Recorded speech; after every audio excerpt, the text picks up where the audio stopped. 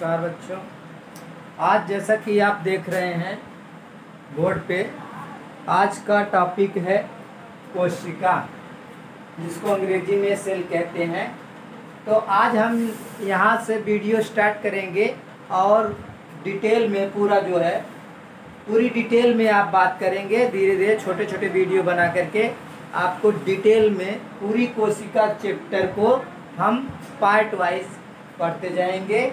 और हमारे चैनल पे अभी जो नए विद्यार्थी और जो पढ़ने वाले बच्चे हैं जो आ रहे हैं, उनका स्वागत है। और नए चैनल पे आने वाले कृपया इस चैनल को सब्सक्राइब करें दोस्तों। और इसी के साथ टॉपिक की शुरुआत करते हैं।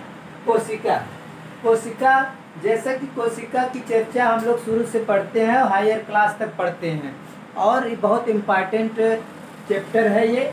और कोशिका का 8वीं से लेकर के 12वीं तक जो है और विभिन्न प्रतियोगी परीक्षाओं के लिए बहुत उपयोगी टॉपिक है। इसमें बहुत सारा क्वेश्चन बनता है, बहुत सारे क्वेश्चन बनते हैं और हमारा जीवन का आधार है। हमारे जीवन का आधार ही कोशिका है। तो कोशिका की संरचना, कोशिका की बनावट, कोशिका के ऊपर बात करेंगे हम। कोशिका क्या चीज़ होती है, कोशिका कैसे बनी, कहाँ से आई, और कोशिका का खोज किसने किया, ये सब आज हम बात करेंगे यहाँ पर। तो कोशिका की खोज हम पहले परिभाषा की बात कर लेते हैं। इसकी परिभाषा बताइए। परिभाषा, कोशिका की परिभाषा आप देख लो। डिफिनीशन,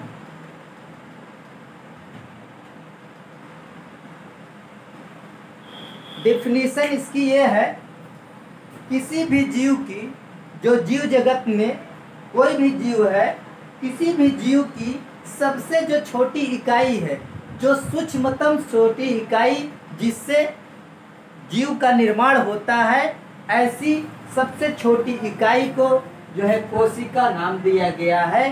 कोशिका की सीधी सीधी परिभाषा होगी कि किसी भी जीव जगत में पाए जाने वाले प्राणियों की, चाहे वो बहुकोशिकीय प्राणी हो, चाहे वो एक कोशिकीय प्राणी हो, सब की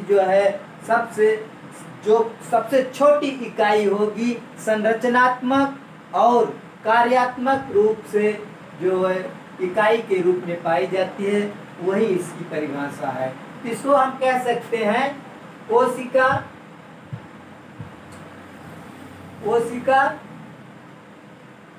किसी भी जीव की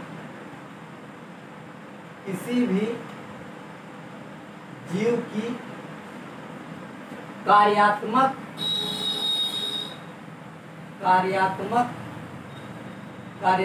को फंक्शनल एंड और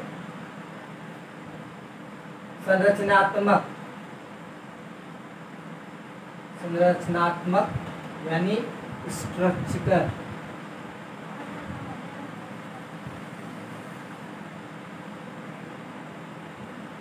इकाई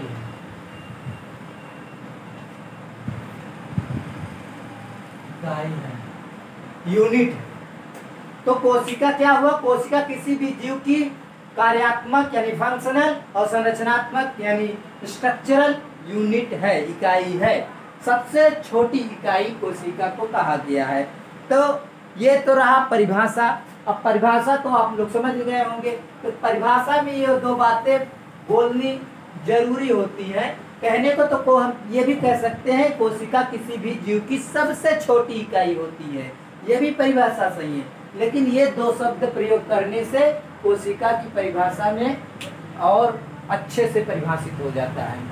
तो चलिए इसकी खोज देखते हैं, खोज किसने किया। तो सर्वप्रथम खोज 1665 ईस्वी में रॉबर्ट हुक नामक एक वैज्ञानिक थे। Robert Hooke.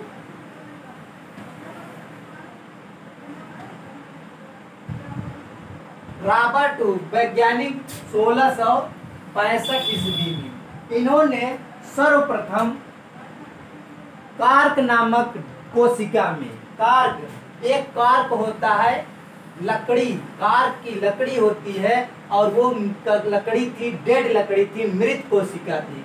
वो मृत कार्क की कोशिकाओं में इन्होंने साधारण सूक्ष्मदर्शी से कार्क जो मृत कोशिका थी उसमें इन्होंने देखा, और वो संरचना कैसी इनको दिखी, छत्ते जैसी, मधुमक्खी के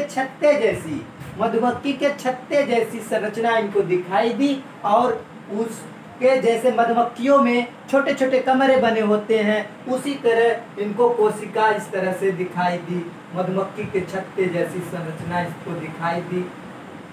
ऐसे मधुमक्खी का छत्ता बना होता है। तो ये इस तरह से इनको ये कोशिका नाम इन्होंने दिया। तो इसका नाम इन्होंने रखा अंग्रेजी में कोशिका, सेल नाम दिया, नाम इन्होंने ही दिया, क्वाइंड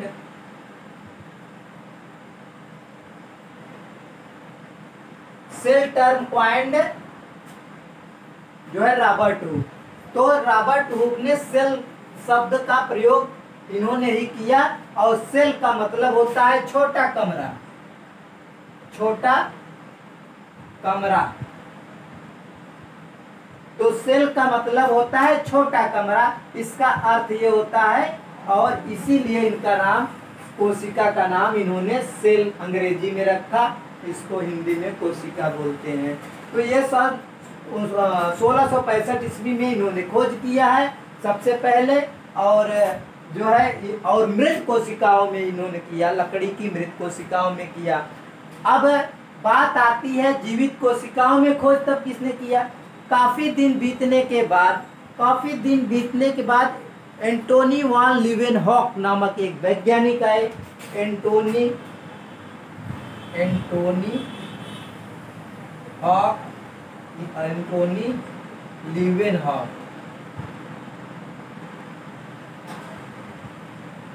लीवेनहॉक नामक वैज्ञानिक, इन्होंने जो है काफी अंतराल के बाद जो है 1674 में, इन्होंने 1674 में जीवित कोशिकाओं की खोज की।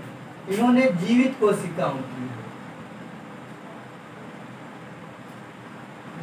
कोशिकाओं की खोज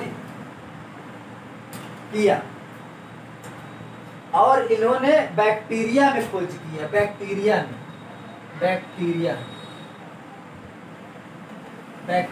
इसको बैक्टीरिया या जीवाणु कहते हैं। बैक्टीरिया को हिंदी में जीवाणु कहते हैं। तो बैक्टीरिया में इन्होंने सन 1674 ईस्वी में इन्होंने बाद में खोजा, एंटोनी लीवेनहॉक ने जीवित कोशिकाओं में कोशिका की खोज की।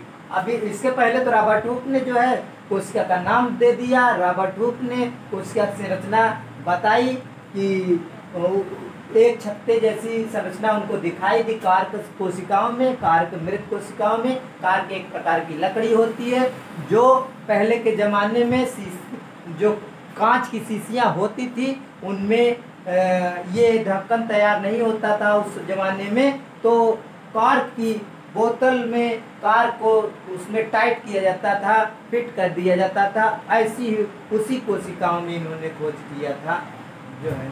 चलिए इसके बाद अब हम देखते हैं, खोज के बाद देखते हैं कि आगे क्या बात करते हैं। इसको मिटाते हैं।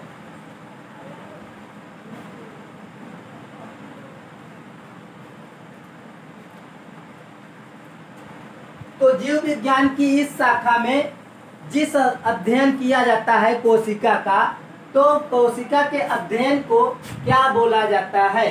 तो कोशिका जिस विज्ञान, बायोलॉजी में, जीव विज्ञान में, या दोनों प्लांट में और एनिमल दोनों में इसका अध्ययन किया जाता है, तो इसके अध्ययन की जो शाखा होती है उसे साइटोलॉजी नाम दिया गया, कोशिका विज्ञान नाम दिया गया।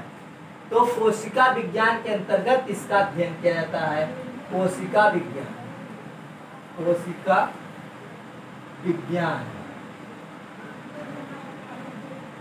विज्ञान इसको साइटोलॉजी कहेंगे, साइटोलॉजी, या फिर इसको ये भी कह सकते हैं सेल बायोलॉजी, इसको अंग्रेजी में सेल बायोलॉजी भी कह सकते हैं। तो ये टर्म आपका है जिस विज्ञान को, कोशिका को जो अध्ययन करने का जो क्षेत्र है उस क्षेत्र का नाम, उस विज्ञान का नाम साइटोलॉजी है। कोशिका के अध्ययन करने की जो है कोशिका विज्ञान कहा जाता है। ये बात हो गई। अब चलिए इसके शेप और साइज पे बात कर लेते हैं। कोशिका की संरचना आगे पढ़ेंगे, लेकिन अभी इस पे इसकी आकार और साइज पे कुछ बात कर लेते हैं। आकार क्या होता है कोशिका को?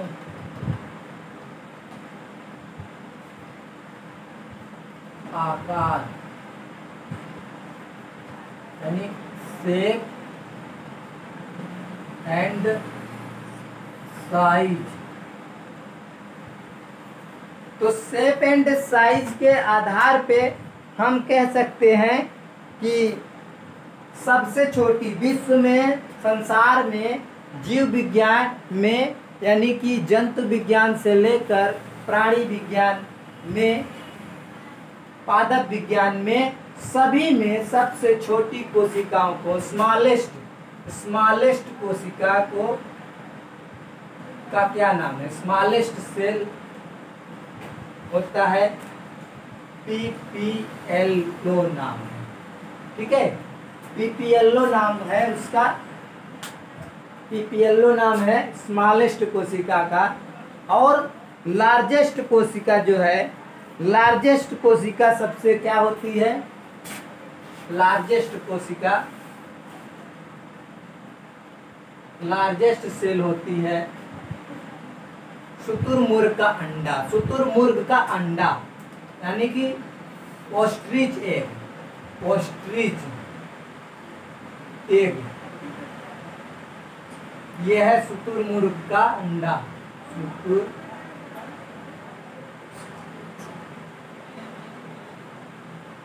का अंडा। और मानव में देख लेते हैं, मानव में, मानव की बात कर लेते हैं। ठीक है, मानव की बात कर लेते हैं। मानव में स्मॉलेस्ट जो है साइज है, स्मॉलेस्ट सेल शुक्राणु होता है। शुक्राणु, शुक्राणु को स्पर्म कहते हैं। और लार्जेस्ट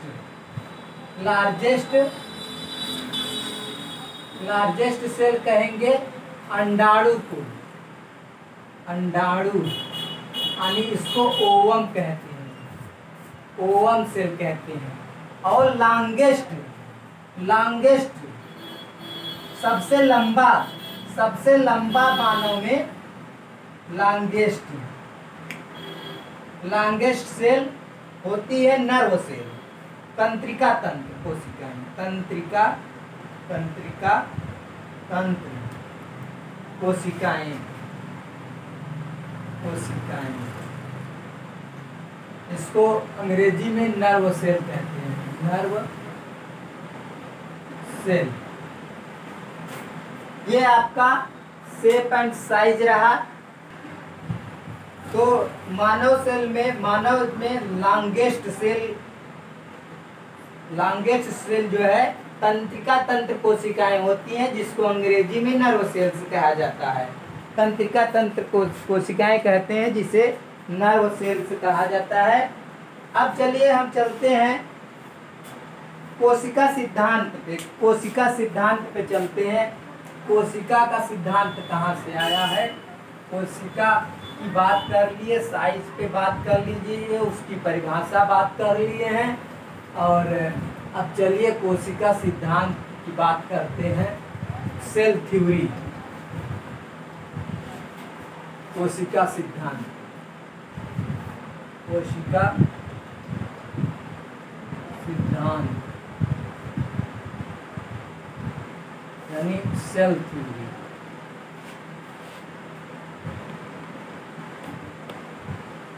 सेल थ्योरी तो कोशिका सिद्धांत को दो वैज्ञानिक ने मिल करके बनाया है। जंतु वैज्ञानिक के दो वैज्ञानिक आए हैं, दोनों ने खोज किया है उसी चीज को, तो दोनों को मिला करके स्लाइडेन एंड स्वान वैज्ञानिक थे। स्लाइडेन और स्वान नामक वैज्ञानिक थे, अलग अलग देश के थे, एक ही चीज की खोज की, इसी सेल के बारे में ही उन्होंने अध्ययन किया और दोनों ने एक ही सिद्धांत का जो है प्रतिपादन किया, तो दोनों को मिला करके उसका सिद्धांत को बनाया गया, दोनों लोगों के नाम के ही आधार पे। तो इसको हम स्लाइडेन एंड स्वान थ्योरी भी कह सकते हैं। स्वान, स्लाइडेन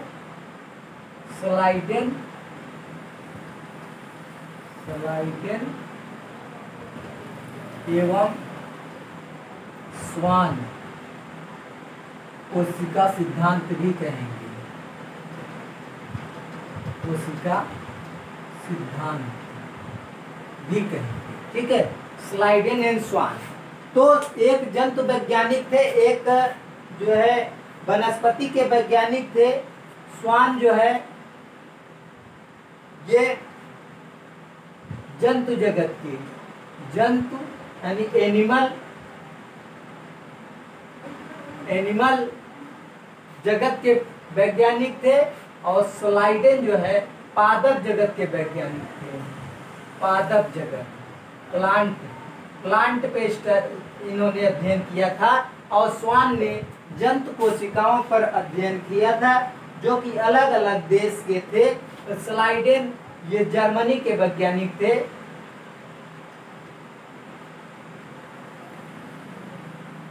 जर्मनी के वैज्ञानिक थे, और ये स्वान दूसरे देश के वैज्ञानिक थे। दोनों लोगों ने एक ही चीज बनाया, तो उनका जो सिद्धांत था उस सिद्धांत का टॉपिक है, तो उन्होंने बताया कि कोई भी कोशिका अपने पूर्ववत कोशिकाओं से ही मिलकर बनी होती है। तो सबसे बड़ी बात उन्होंने जब बताया, कोशिका का सिद्धांत दिया, तो उन्होंने बताया कि कोई भी कोशिका जो है अपने पूर्व उपस्थित कोशिका से ही उसका निर्माण होता है।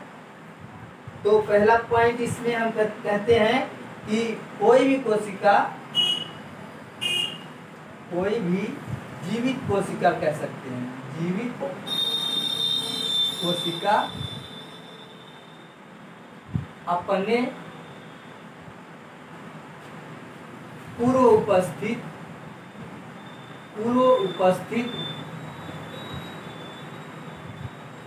कोशिकाओं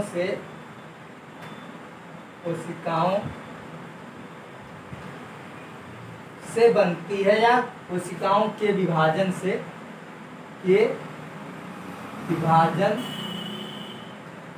बनती है।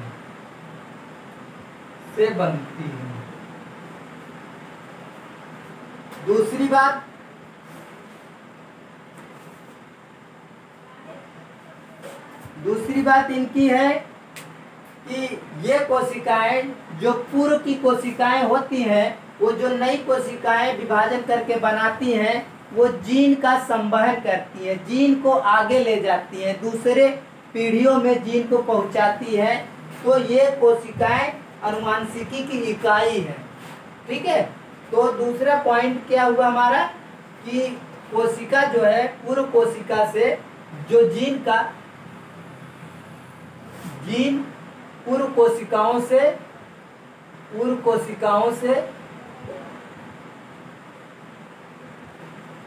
विभाजन के बाद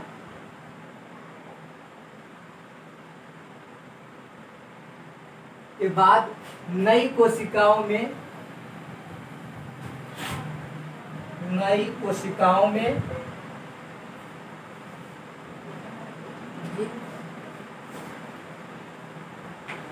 जीन को